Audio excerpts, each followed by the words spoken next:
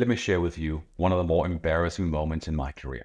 This goes back to August 2006. I was a general manager or CEO for Microsoft in Sub-Saharan Africa, week number 5 in role, and we had a government leaders forum conference organized by Microsoft in Cape Town in South Africa. We had 4 presidents of countries coming in. We had 20 ministers of IT, and the keynote speakers was the famous Dr. Sheikh Diarra, as well as Bill and Bill. So Bill Clinton and Bill Gates. On day 1 after Bill Gates arrived, I had to go in and brief him on all the meetings he's going to have with the presidents, head of states, as well as a few IT ministers. I walk in there. My head of public sector had prepared, the 10 briefing notes for Bill.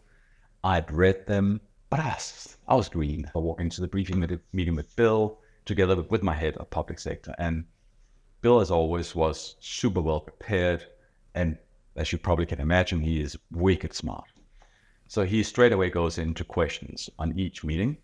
And I think in the hour we spent with him, he probably asked 15 or 20 questions. And as much as I had prepared and read it, I had never met any of them. I didn't have a connection. I didn't know more background than what was in the meeting briefs. And Bill was asking outside of the meeting briefs, and I had no clue.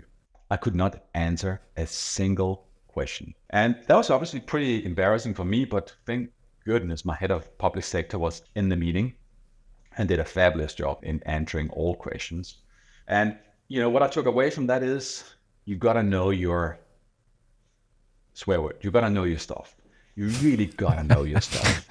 And it taught me a lesson in terms of my own preparedness to go into meetings with more senior colleagues. But it also taught me a lesson in terms of what I should set as expectations to my team members in terms of how they should brief me. But it also taught me a lesson in humility. Seeing how Bill Gates was so humble in his engagement, both with me and my public sector lead, never had a choice word to me, although I knew nothing. And his humility in engaging with customers and genuine caring.